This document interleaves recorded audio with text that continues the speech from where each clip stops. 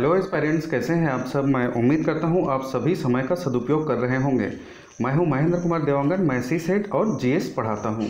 आज का हमारा टॉपिक है उपग्रह प्रक्षेपण यान प्रौद्योगिकी। तो सबसे पहले शुरू करते हैं हम उपग्रह प्रक्षेपण यान प्रौद्योगिकी।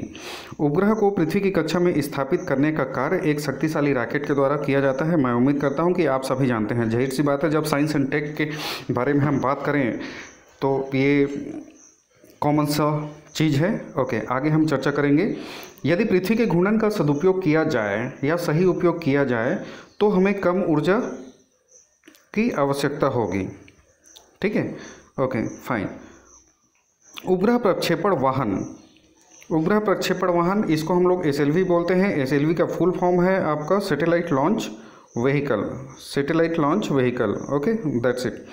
ओके, प्रमोचन यान यहाँ पर दिया है। उपग्रह प्रमोचन तिथि, नित्य भार, वट एवर इट इज़। ठीक है, इसको आप याद रखो ना रखो, इससे कोई फर्क नहीं पड़ता। फर्स्ट प्रैक्टिकल जो हुआ था 1969 में, वह आंशिक सफल रहा।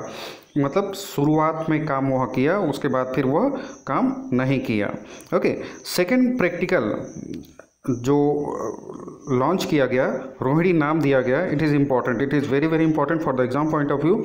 1980 में इसे लॉन्च किया गया और यह सफल रहा। ओके, तो आपको सिर्फ और सिर्फ इसी को याद करना है। बाकी चीज़ें पीडीएफ के डिस्क्रिप्शन बॉक्स में दे दिया जाएगा। ओके, आप लोग चाहो तो उसे डाउनलोड कर लेना, नहीं चाहो तो कोई बात नहीं। ओके, प्रणोदक ईंधन, प्रक्षेपण यान के ईंधन को प्रणोदक ईंधन कहते हैं। It is very very important. प्रक्षेपण यान के ईंधन को प्रणोदक ईंधन कहते हैं।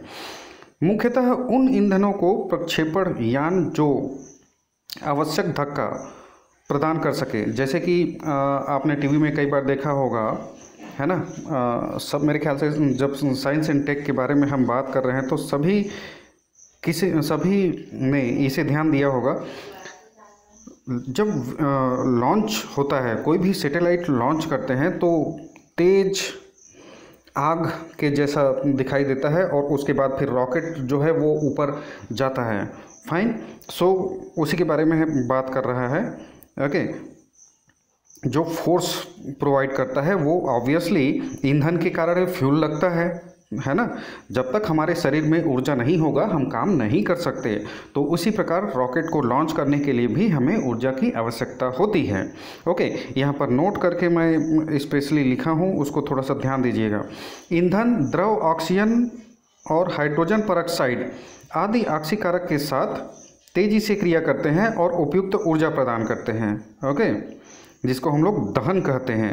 प्रणोदक के प्रकार, तो यस, प्रणोदक दो प्रकार के होते हैं। एक होता है आपका ठोस और दूसरा प्रकार होता है आपका द्रव।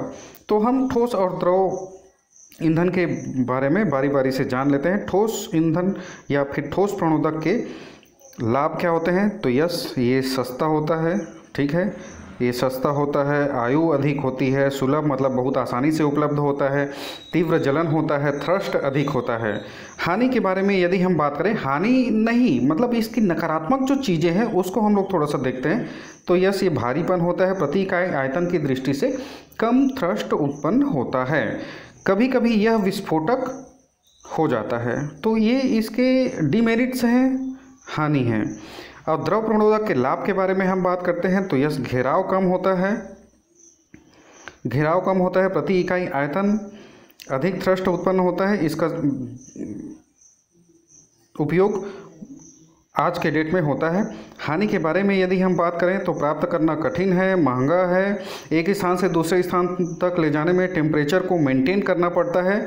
ठीक है, तभी वह एक स्थान से दूसरे स्थान तक जा सकता है, अदरवाइज नहीं।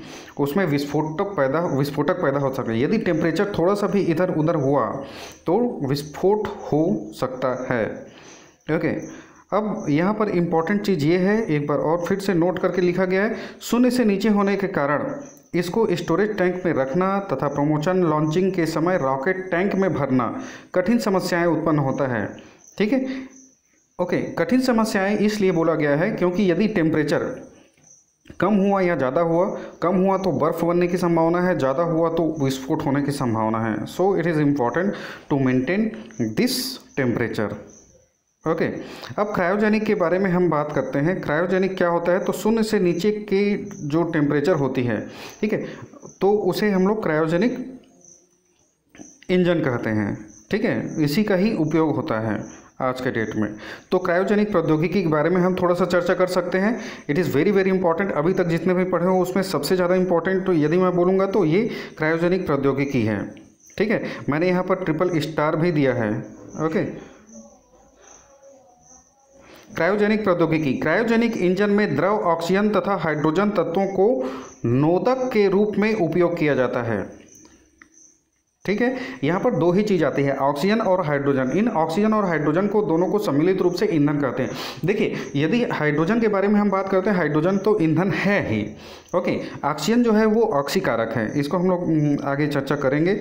साधारण तापमान पर ऑक्सीजन तथा हाइड्रोजन गैस के रूप में रहती है, परंतु तापमान कम करके इसको द्रव के रूप में परिवर्तित किया जा सकता है। It is important. साधारण तापमान पर ऑक्सीजन और हाइड्रोजन गैस के रूप में रहती है, ठीक है, गैस के रूप में रहती है, परंतु तापमान कम करके द्रव के रूप में इसे परिवर्तित किया जा सकता है, ठीक है। और ये इम्पॉर्टेंट है यहाँ पर कि इसका जो टेम्परेचर है वो कितने से कितना डिग्री तक, तो 0 से -260 डिग्री सेंटीग्रेड तक इसका टेम्परेचर हो सकता है, ठीक है। इस ड्यूरेशन में, इस टेम्परेचर में फ्यूल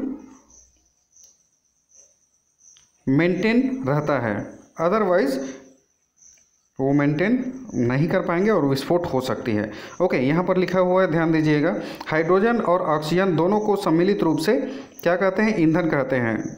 ओके, अब यहाँ पर हाइड्रोजन के बारे में हम बात करें तो यहाँ पर मुख्य रूप से ईंधन, और ऑक्सीजन के बारे में हम बात करें तो ये ऑक्सीकारक। ओके, हाइड्रोजन को प्रज्वलन कक्ष में गैस के रूप में ही भेजना पड़ता है।